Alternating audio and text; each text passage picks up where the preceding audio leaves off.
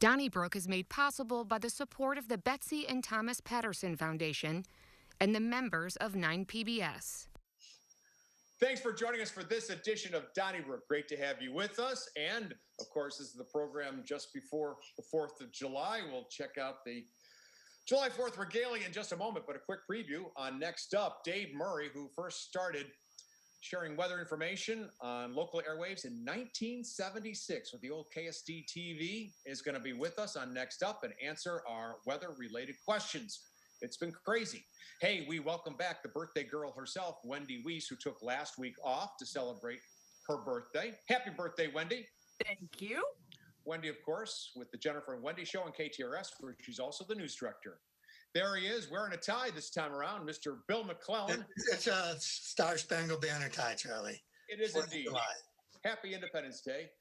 Mr. McClellan is a columnist for the St. Louis Post-Dispatch and one of our program's founders.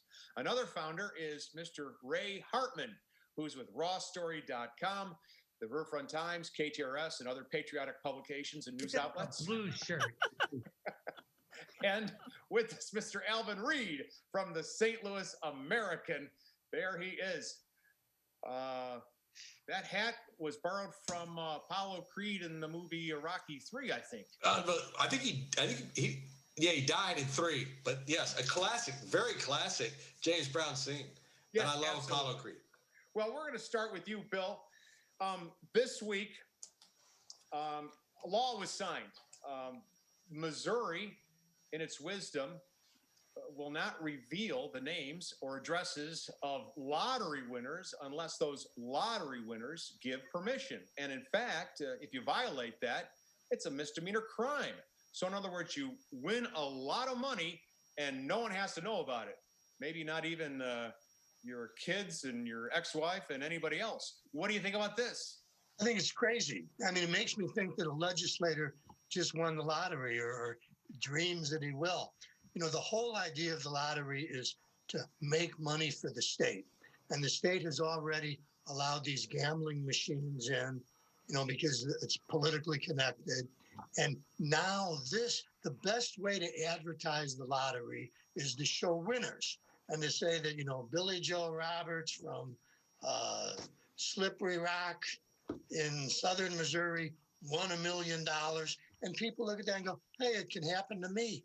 When you take that away, I don't know how you advertise the lottery. And I feel bad for May Sheevy, who's the head of the lottery, trying to get people to buy tickets when all of a sudden, out of nowhere, with seemingly no discussion, they've come up with this idea of, well, you can't publicize it when somebody wins. It makes no sense.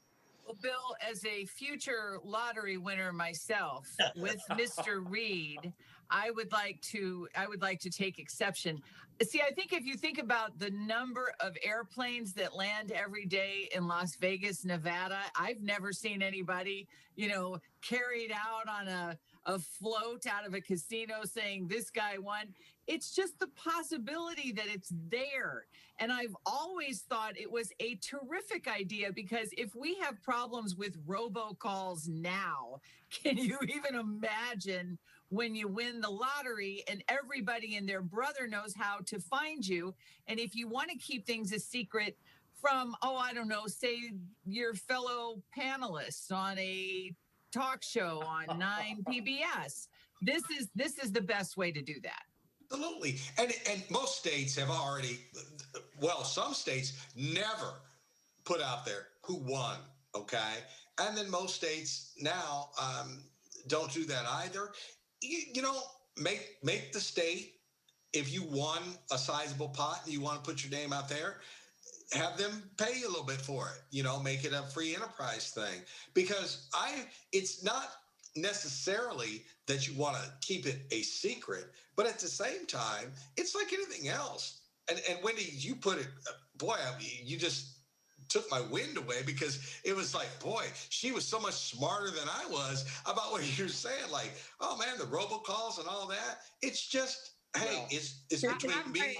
Charlie, I'm with Bill. I'm with Bill on this. I have to tell you, first of all, Alvin, I think it's only 11 states that allow you to stay anonymous. I could be wrong. It's not the majority. It isn't? I thought it was the majority. Okay, I stand corrected. I could be wrong. We don't. I don't want to get into facts on the show, but I think it's a minority, and there is, when you enter the lottery, it's public dollars. It's a public thing, and the potential for not knowing if it's a legislator, whoever it might be. To me, it's public. And I know there's stories about people that win the big lotto, have folks lining up and they get besieged with offers and investment counselors and so forth. But I think it's part of being in a public situation. And wouldn't you want to know, Alvin, if Steve Tilley, the lobbyist, won the lottery 3 weeks in a row? I mean, wouldn't you think, geez, that would be interesting? No, but wait. No, wait a minute. It's regulated. No, Bill, it is regulated. I mean, you just don't have to make it the public. Lottery Commission isn't going to let that happen. Right, exactly. That's not going to happen. It's not bingo in the basement at church. Yeah. Oh, by the way, this is, I think one of our differences of opinions here, Bill and Ray, is like, it's public money and it's gambling. This is gambling. This is playing the numbers. And if you play the numbers and you win, the world doesn't have to know, but it has to be regulated. Well, I think with public money, the world has a right, and the taxpayers have a right to know who won. Plus, the other thing I don't like about Charlie, the other thing I don't like about this what bill about the public person? It criminalizes state employees. It says it's a misdemeanor. Yeah. Anytime they do bills, let me ask you this: charge state employees. That's stupid. Let me ask you a question. Point of order. What if a guy does owe money, to his kids and his ex-wife, and he's behind? Is there a way for that to catch up if, for example, he wins the lottery? Yes. Wait a minute. If you owe money and people are after you for money, they're going to know the second you dump down $87 million in your account. I mean, okay. Well, perhaps you're right. I'm sure the IRS is going to have access to that information. Yeah. Okay. And the state revenue. All right. I'm just so glad that the General Assembly, which did nothing for the poorest when it came to expanding Medicaid, did find time in its heart to come to the aid of the millionaire lottery winners in this general session, and Governor Parson too. Okay. How about the county council, however, Wendy Wiese, when it comes to money? May not be millions of dollars, but it's kind of close. We do know that as a state, we're way behind the rest of the nation when it comes to getting vaccinated. And so, to improve things, the county council is going to buy $875,000 worth of gift cards at restaurants and then hand them out in $50 and $100 increments to people so they'll get vaccinated. And at this point, I'm just thinking, well, okay, what's $875,000? Sure, of course. Spend it on gift cards, of all things. I think the chickens are going to come home to roost, but how do you feel about this, Ms. Wiese? Well, I'm troubled when you have to incentivize people to do the best possible thing for their health, for their survival, for the survival and physical, medical enhancement of their community. I understand that, these are desperate measures to do anything to move the needle. But I think once you condition people, anybody, to expect to be paid before they do the right thing for themselves, I just think that's kind of not the right message. Actually, that's the message we send to companies every day when we pay them out of future tax revenues to do the right thing by creating jobs.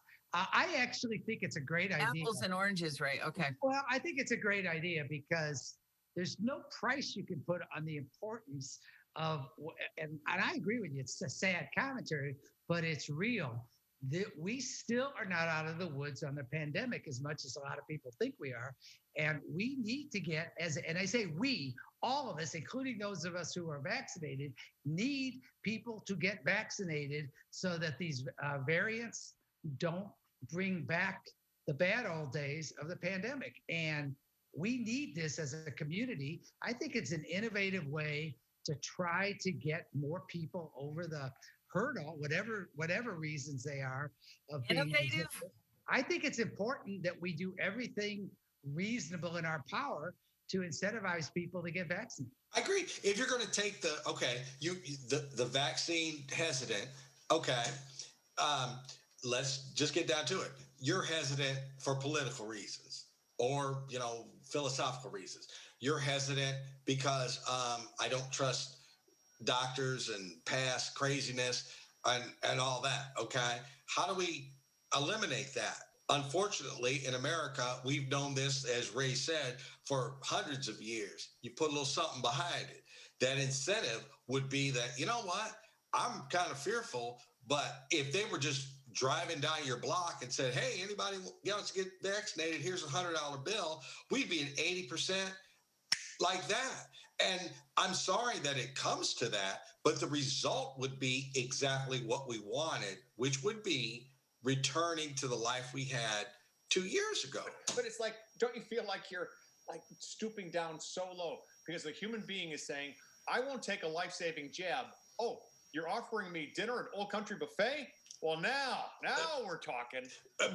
Charlie, give me that Applebee's gift card. You know what? Now Charlie, I'll take the jab. I mean, what happened? Charlie, I thought it was for housewares and things like that. Charlie, you better hope that Old Country Buffet isn't a 9 buffet. I hope they are soon. Okay, I'm getting hungry. Charlie, to you guys. You know what? We started doing lowest common denominator stuff right after I graduated from high school. So I always thought the standard was really, really, really high. And about, the early 80s, I said, man, the standard is way lower than I thought it was. So now we're just at a point that I'm not embarrassed to say that, hey, if I gave you $50 in a gift card, would you get vaccinated? And the person said yes, and they had no intention of getting vaccinated. That's a victory for mankind.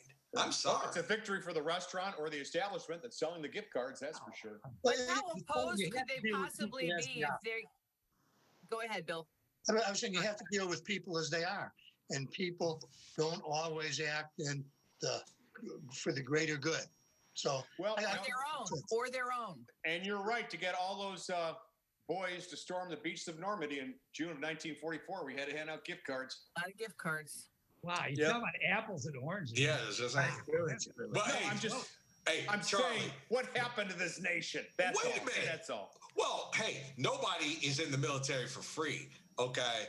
This is not the Revolutionary War, right? It's like, hey, I need all the volunteers I can get to go fight a war. That's right. Washington and Valley Forge, in the winter of Valley Forge, he handed out gift cards. Thank you for that intercontinental stretch. Okay.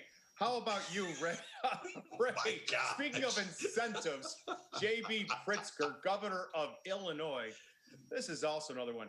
He thinks that athletes are going to go to schools in Illinois because the legislature there in the land of Lincoln says that students who are athletes now, thanks to the Supreme Court decision and now state law, will be able to market themselves and make money from endorsements and more if they attend, Bill's alma mater, the University of Illinois, or maybe SIUC, which, by the way, sent 2 hammer throwers to the Olympics last week. So how about that? That's pretty cool.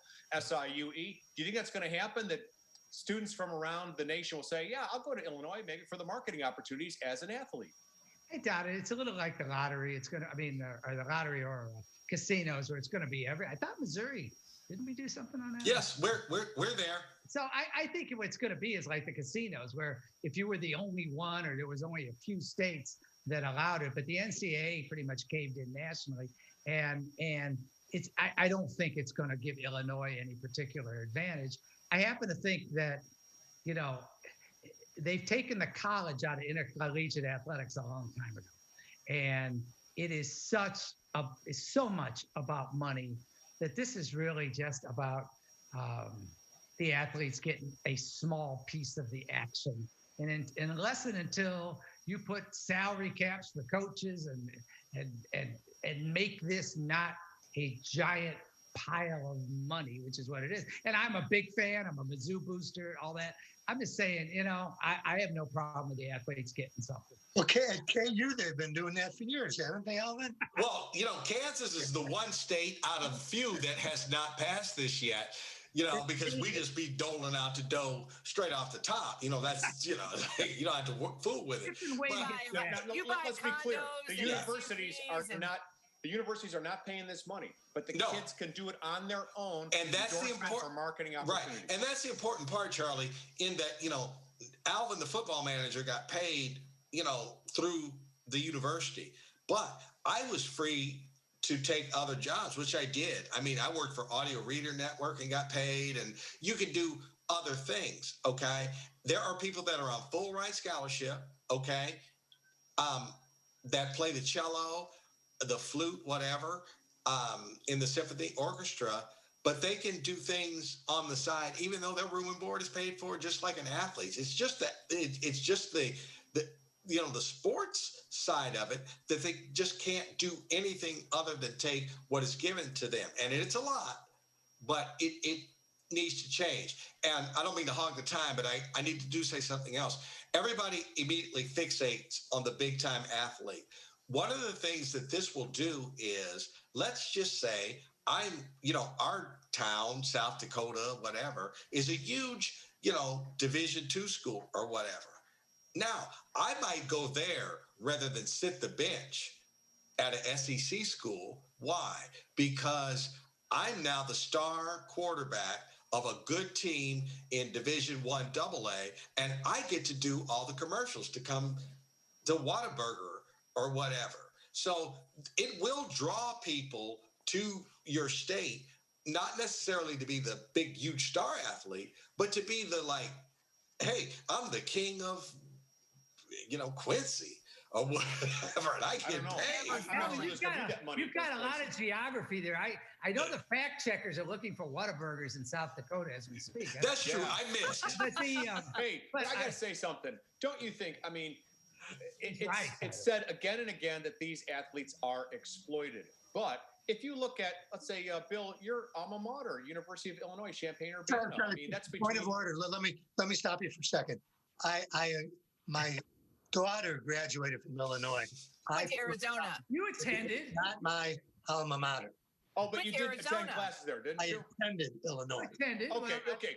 But the point is, it's between $50,000 and $60,000 a year for tuition, room, and board, which if you're paying full freight, and the international students are, and so are some of the out-of-state students. And then, but to get $50,000 or $60,000, you have to make, 80 or 90, because that's before taxes. So if you multiply that by 4, I mean, a student athlete on a full ride is getting close to $300,000.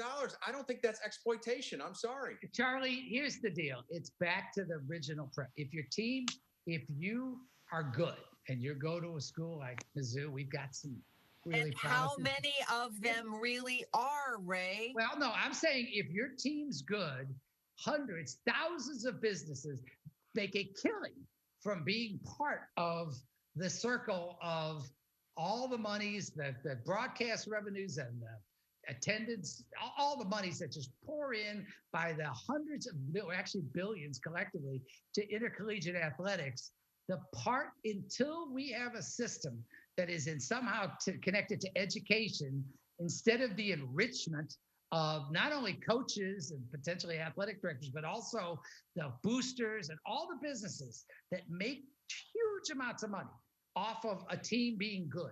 I don't want to hear about the little bits that the athletes are getting, because, and by your theory, $300,000, that's a lot of money. By your theory, Charlie, the private schools would be the ones getting the best athletes because of the tuition deal. And that's really not the case, I don't think. Well, I don't know. All I know is, some of these universities, let's say Notre Dame or Mizzou to some extent, they have already established, by virtue of big donations from the alums and the businesses you mentioned, a very big platform that those athletes can play on. It's not like they're entrepreneurs making something out of whole cloth.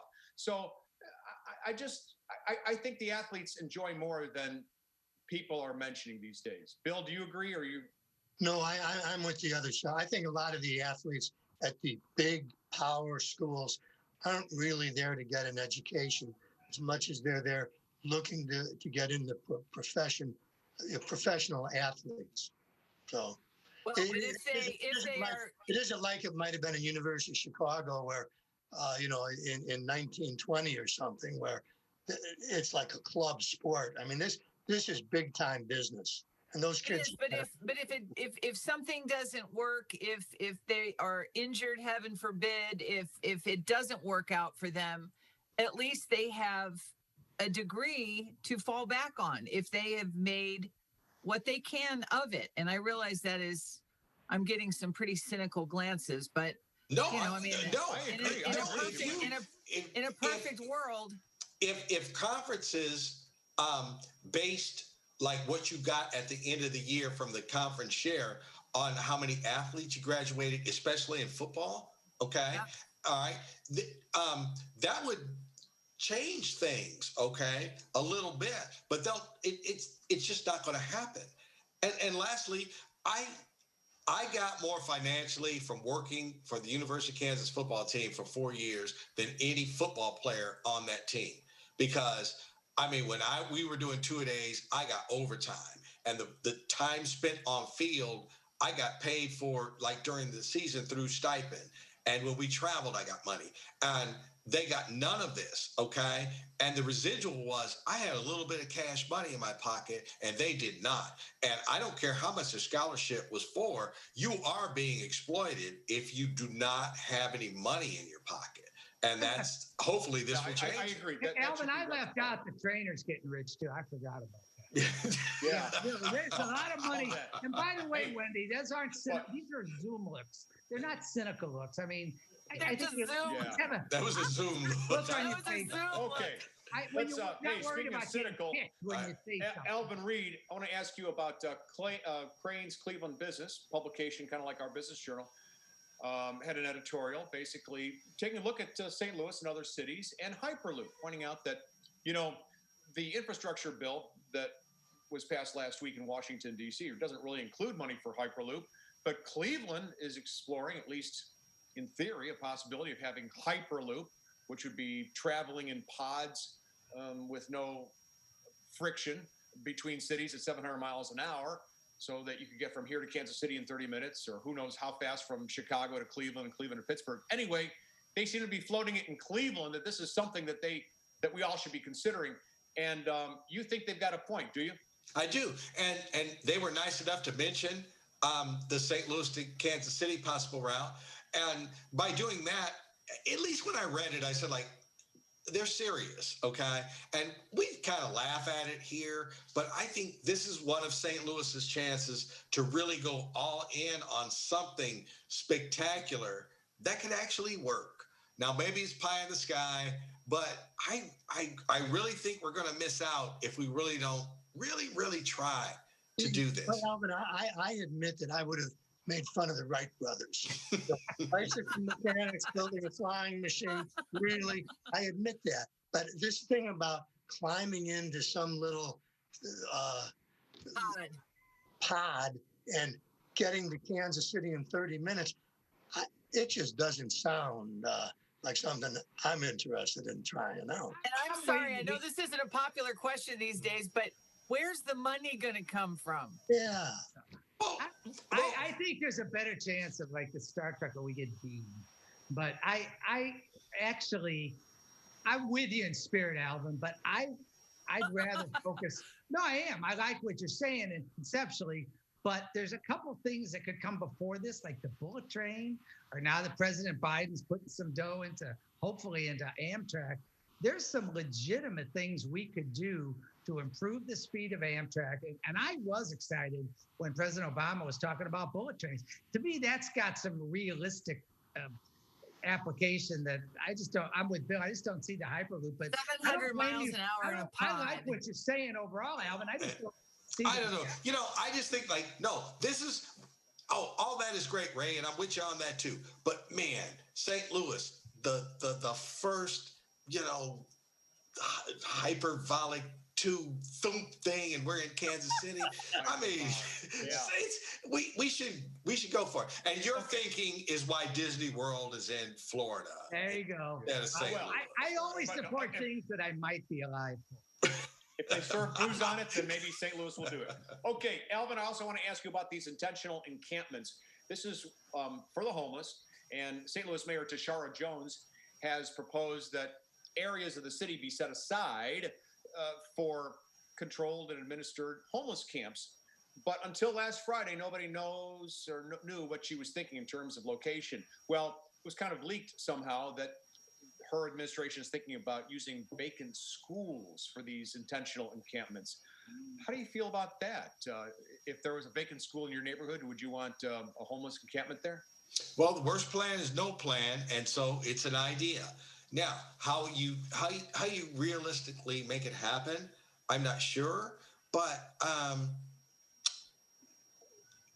if you're going to do something, I've got a little problem here, vacant school. I got a little problem there, homeless. Let's try to merge the two and try to figure this out. For the neighborhoods that the schools are in, I doubt that they'll be in Holly Hills. So maybe this is in part. Look, this is where we're at as communities, where these schools are, and if you help, then maybe help comes to you. Minute to go. Anybody else? Sorry. Well, I will just say, I'm concerned for the neighborhoods. I mean, these are neighborhoods. Some of the people who are quoted in the stories were talking about property values, children's safety, that kind of thing. So I think dicey. Unless somebody's got a better idea, I'm fine with it. I mean, well, I talked to Antoinette Triplett, who used to be in homeless services in the city. Now she runs homeless services in Tampa. And she thinks there will be crime and drugs inevitably in these locations. She recommends two things. One, alternative use of existing property. Like, let's say you've got a detached garage. Why not change the zoning so that could be turned into a mini residential unit? And she also thinks that people of low means should be paired together, like Oscar and Felix, the odd couple, so they share rental units and divide the costs. I will say this, the best answer long-term, and I know it's idealistic, is for the city, like some others have, to try to find permanent housing for the unhoused. That's the best answer, but I'm not going to second guess somebody until I got a better idea for what they're trying to do with a critical situation. Thank you, Ray. Your words will be the last one until Dave Murray joins us. That's the first half of the show. On the second half, which we call Donnybrook Next Up, Dave Murray, who started predicting the weather back in 1976 in St. Louis, 45 years ago, is going to be with us and talk about the rainy weather we've had here and the heat in the Northwest, and that's next. Donnybrook is made possible by the support of the Betsy and Thomas Patterson Foundation and the members of 9PBS.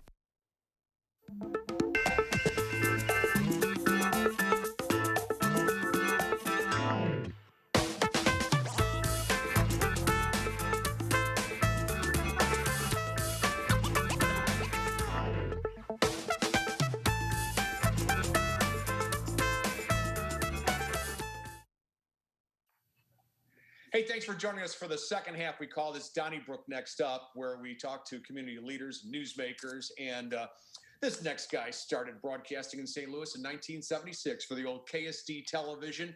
He is a Media Hall of Famer. I think I'm looking at some Emmys behind him. Dave Murray, whose name is synonymous with great weather forecasting.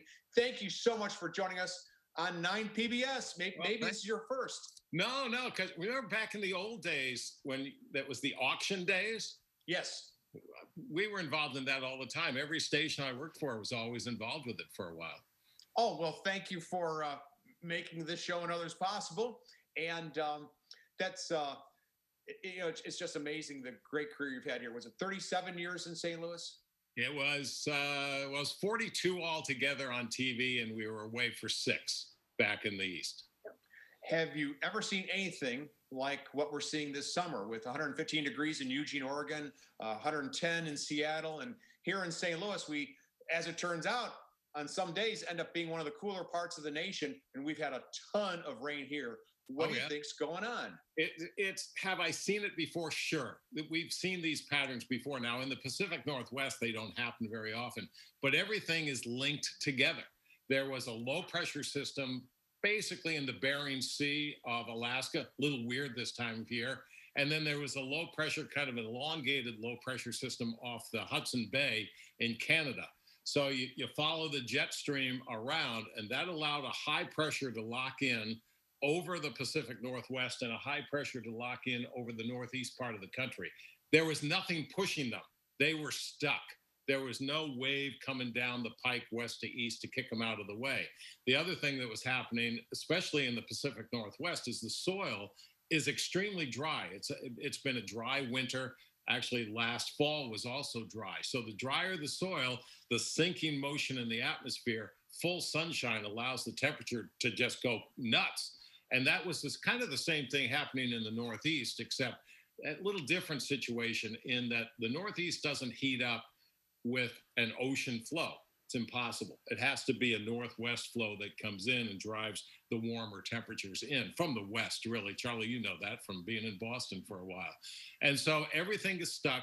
There was this little tropical storm that came into the Carolinas, South Carolina in particular. It wasn't much of a system, but it gave just enough of a nudge to get things moving. That's why our pattern is breaking just in time for the holiday weekend. And also in the Pacific Northwest, that high is shifting up into Canada. And you're going to hear record high temperatures in Western Canada for quite a while there. Excuse me there. There we go. It's a weather alert. Best.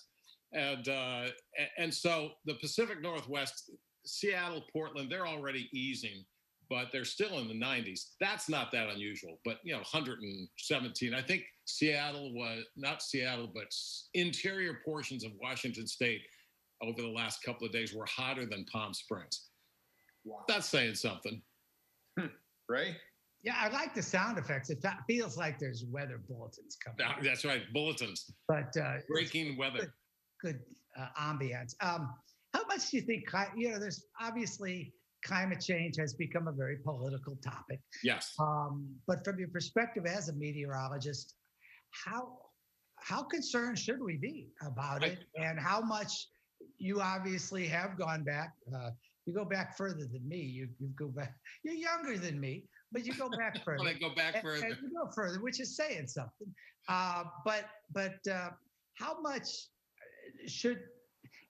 is it? Yeah, I've seen this before. And how much should we be really concerned? Well, first of all, you do have to take climate change or whatever you want to call it and take the political side completely out of it. You can't go over there. You have to look at the science aspect of it. And so what I do, I'm a cycle guy in particular. I think things go in cycles. We've seen that. Just take St. Louis as a small. You also have to look at it as a global picture. You can't look at one event in the field of weather, like the Pacific Northwest, and say, oh, well, that's all because of climate change. Climate change is a much broader topic. Now, that's not to say what man is doing to the atmosphere isn't doing something. I mean, we're dumping a lot of stuff in. It's just not us. It's China, it's India, it's countries all over the world. And do we need to do something about it? Probably. We probably need to clean up the atmosphere a little bit. We certainly need to clean up the environment a little bit, but we can't be the only ones doing it. If we're the only ones doing it, it's nothing. It's a drop in the bucket. If the other countries in the world don't, they may say they're going to do it, but if they don't do it, we're sunk. We're going to be sunk in trying to do something like that. But again, separate the political with the science, and you're going to be much better off. Dave, I think the weather hallmark of St. Louis is not the threat of tornadoes. It's not the heat. I think it is the humidity. Why is our area so humid? Well, there's a couple of reasons. One, we have three really major rivers that come into play. We sink down a little bit because of those rivers, but we're not that far away from the Gulf of Mexico. And so when the Gulf of Mexico opens up, which it does all the time here, that humidity just comes right up. There's been some times where you can almost sense that you could smell some salt air coming from the Gulf of Mexico, especially when we get wrapped up in the remains of a tropical system. But it's just the Gulf of Mexico, that's it. And weather patterns do tend to kind of gather around us. So we get these boundary lines, just like we have been in the last 8 days or so. we had a boundary line waving over us and impulses coming along it, and plenty of humidity coming up from the south. So you get these tropical downpours of tremendous rainfall amounts. Do you think things like the humidity and the other aspects of St. Louis weather are different today in 2021 than they were in 1976? No, I really don't. But I'll give you that the seasons are changing a little bit. I think our hottest time of the year used to absolutely be July. Now you could make a case that it's more August than July. You could make a case that winter is not setting in as quickly as it used to, but the length of winter is about the same. So it's and you kind of see that all over the globe, that the seasons have flipped around just a little bit. Not a lot, but it's enough to notice. Boy, in these past couple of weeks, we've had so much rain in this area. I think that is one aspect of life in St. Louis that is completely underrated, and we take it for granted, the amount of water here. You know, there are parts of the country, the Southwest in particular, where water is really at a premium. Absolutely. And it doesn't seem like in places like California, it's getting much better.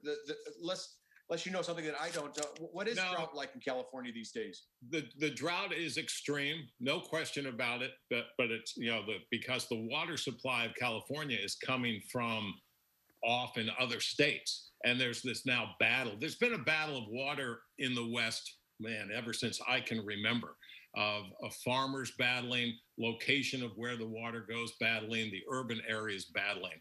So yes, there is a serious drought, but the other thing you have to look at is the population has just exploded in the West. And I'm not just talking, California.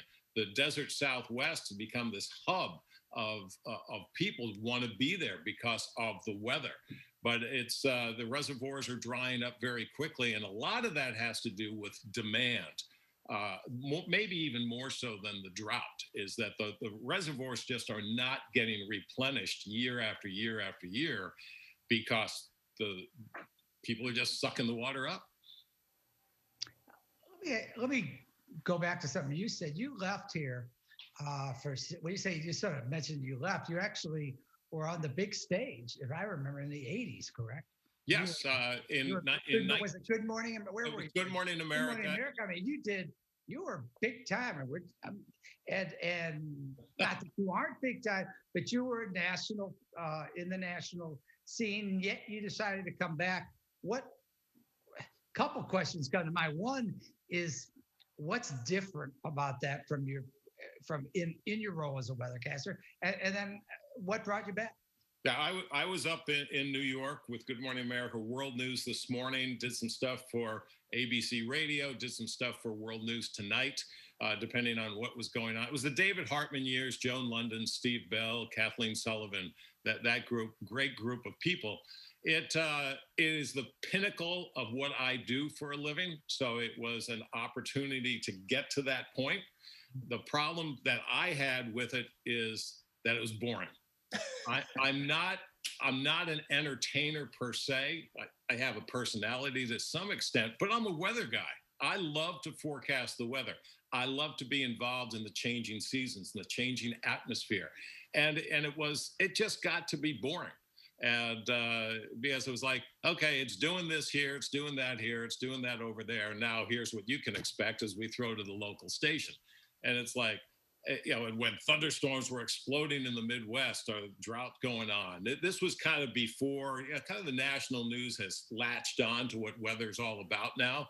And it was very hard to talk them into it at that stage. I said, it was like, weather's not important unless it's happening in New York. Then it's important. And other than that, it was, I wanted the action. I wanted the action. I wanted to be in it. I wanted to forecast it. Well, I'm sure you don't remember it, but back in the day, around 1985, 86, 87. I know where you're headed with this. I do remember. Ray, you don't even know this one. I was at WNTN in Newton, Mass., and our studios were in a very small house on Rumford Avenue in a village called Auburndale. And Dave, at the time, was the top meteorologist at WBZ Television, huge station at the time. And he was kind enough to drop by for an interview. And that's how I first met you. And I still have a photo of that. And you were so kind, because things haven't changed much, but I was completely a nobody back then. That's for sure. And you were very Hey, you kind. caught me by surprise. I thought the station was a lot bigger than it was. Yeah. Well, yeah. We probably lied. Where were you in '78? There was a big storm here, I think, in St. Louis, right? And there was also a big one in the Northeast. Yeah, I started at Channel 5 in '76. And I worked there for about 7.5 years before we went to New York for Good Morning America. So '78 was the big blizzard back in New England, especially southern New England. And I lived through a couple of those. I primarily grew up in the Northeast in Boston and in Providence, Rhode Island. So I was, thunder snows and the big nor'easters coming up the coast. Fascinating. But the problem with the Northeast and New England is there's 2 seasons. It's the nor'easter, and we don't really care about anything else unless a rare hurricane came up there. St. Louis is the hub. St. Louis is the hub of weather in this country because things are changing all the time. It's very exciting. I don't like the destruction that comes with it, but I love the forecasting of it. Speaking of excitement, there's a certain excitement about weather forecasting because it is, I think you would agree, an inexact science, right? Absolutely. And I'm sure you get questions about, I think there's a perception out there about accountability and the fact that, a lot of us think, well, somebody predicts, it's a tornado and then it turns out to be sunny. We expect them to come out the next day.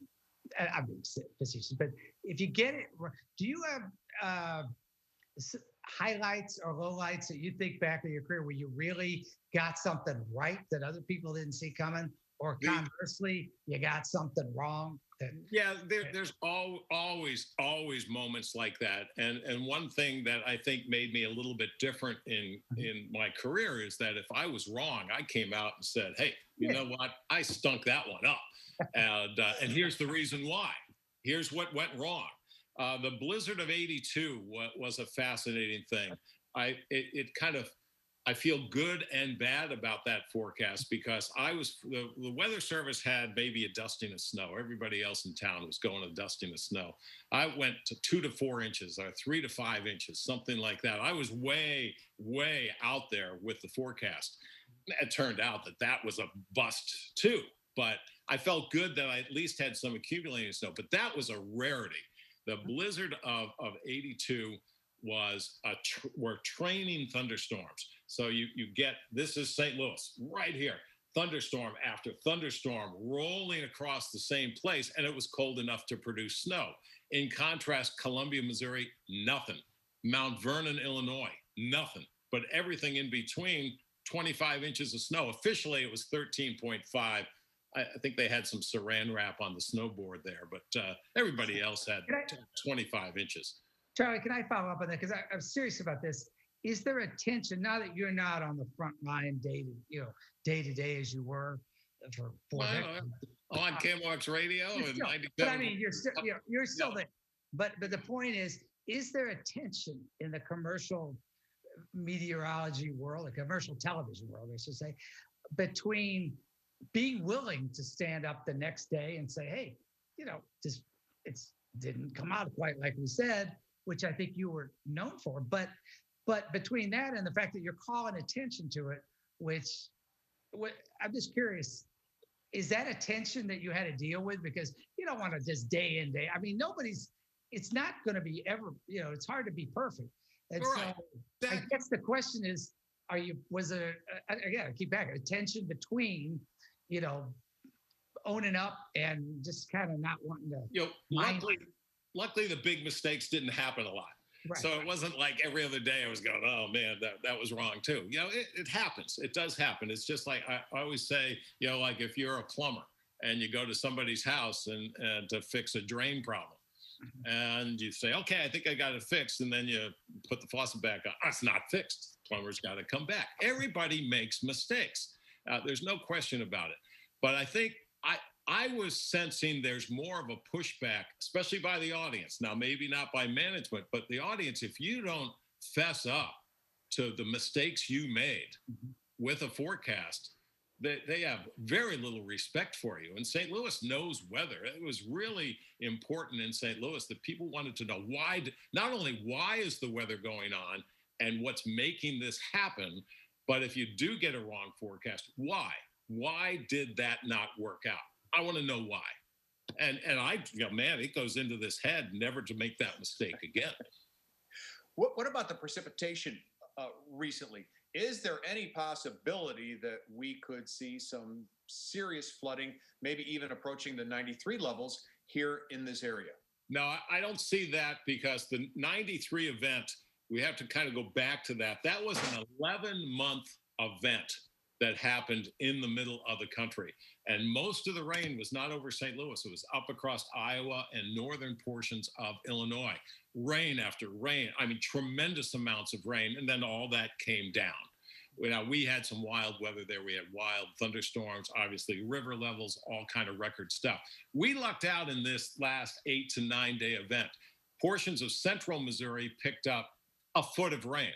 St. Louis, nowhere near that amount of rain, and nowhere near that amount of rain to our north, which is critical when it comes to flooding.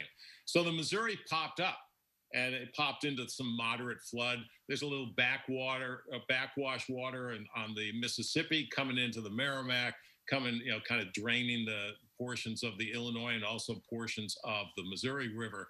But overall, the rivers are in pretty good shape. Now we're getting into a dry period. But I think the problem with the 93 flood is you go back to November of 1992. That's when that flood event started, the scenario of it. That was big time. I think I figured it out one day. I think I worked 49 days straight, 16, 17-hour days. And one of the big things I always remember when Chesterfield Valley flooded. Right. That was towards the end of the flood event. And we were doing an hour news, 10 to 11 o'clock. And everybody started doing that. And the other two stations said, I was working at Channel 2 at the time.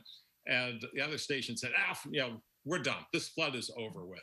And our news director came in, a guy named Bill Barra, huddled us all together and said, it's Friday night. We know you're tired. We know you all want to go home. But why not do an hour? And everybody said, let's do an hour. Let's do it. And I finished doing a weather report, and Dick Ford was the guy for me. And he hands me, I come back to the desk, he hands me a printout from one of the printers. And he goes, Dave, you need to read this. And it was the break of the Monarch Levee. Wow. And we were there. We were all over that thing, where everybody else had to scramble. And that was a night to remember, when that thing, it was like a bathtub filling up. It's incredible, just incredible. Well, thank you for your service.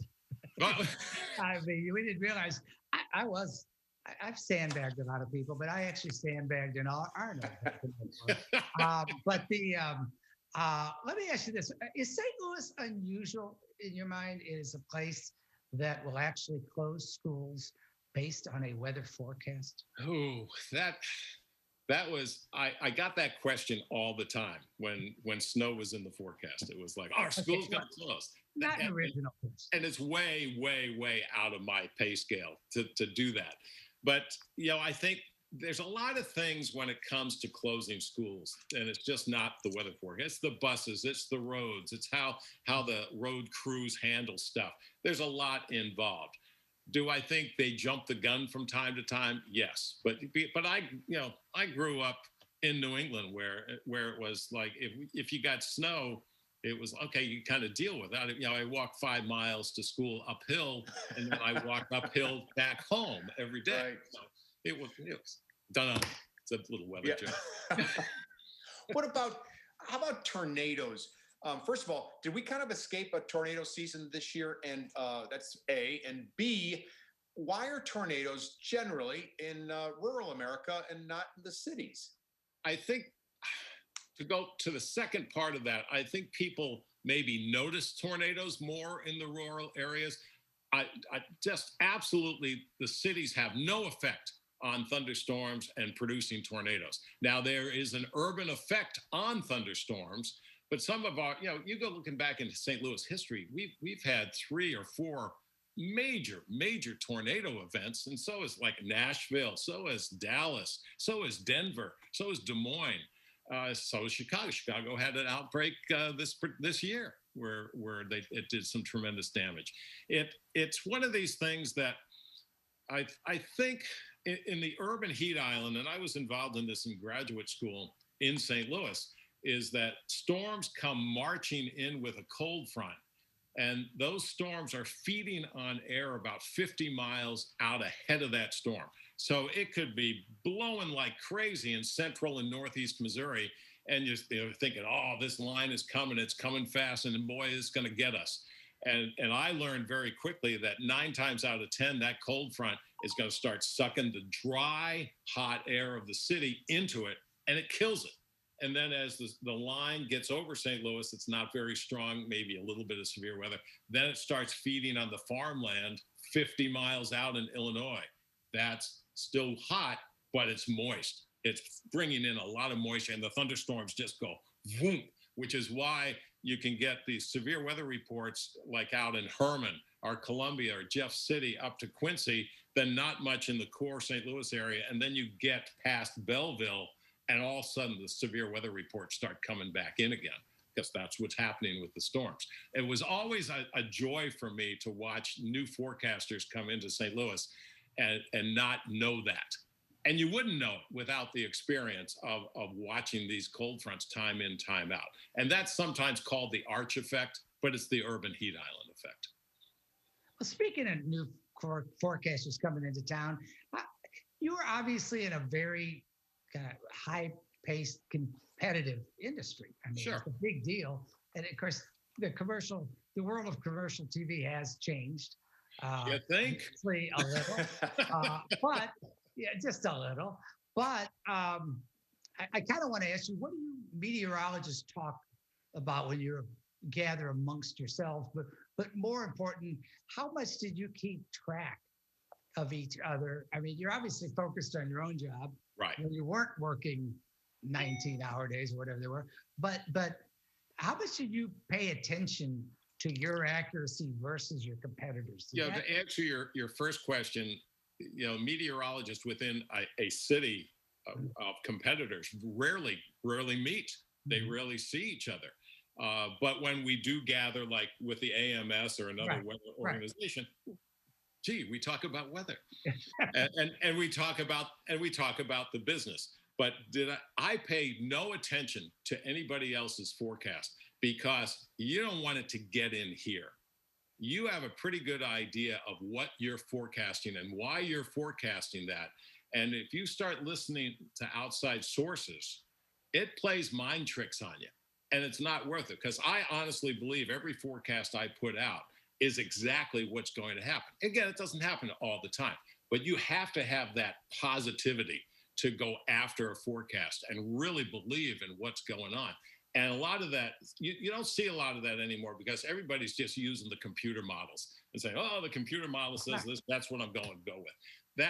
What's happening in forecasting today is forecasters, and I use that term loosely, is they're looking at the printout of the computer model and saying, that's the forecast. Well, that's not a forecast. It's guidance. That's all it is. What you have to do is roll up your sleeves and do the hard work of forecasting. You need to know what's going on in the atmosphere. You need to know the physics of what's going on. And then you come up with a forecast, and then you go look at the models, not the other way around. And that's what's happening today. So nobody's willing to take a stab at their experience of what's going on in the atmosphere and saying, this is what's going on. Because models, if they're 50-50, more power to them. Is there any way to know what our weather around here generally will be like in July and August? Maybe as far as a long-term thing? Yeah. Yeah, absolutely. Yeah, I still do the quarterly forecast, the seasonal forecast things. I do think that August is going to be the hottest month of the summer. I don't think it's a brutal summer by any means. I think these temperature swings that we've started seeing back in April, even before that, those swings will continue. So we'll have, and this weekend is a great example. We had oppressive humidity and lots of rain, and now all of a sudden below average temperatures and low humidity. It will be spectacular. I think that's going to continue during the summertime. So when we look at the end of it, we're going to go, hey, you know what? Yeah, we had some crummy weather and we had a lot of humidity, but that wasn't too bad. That wasn't too bad for St. Louis. Well, from your lips to God's ears. Dave, award-winning meteorologist, thank you so much for all you've done in St. Louis since 1976. That's an incredible run. Congratulations, and our best to you and Janice, and hope to talk to you again soon. And thanks for watching Donnybrook during your dinner breaks all those years. Absolutely.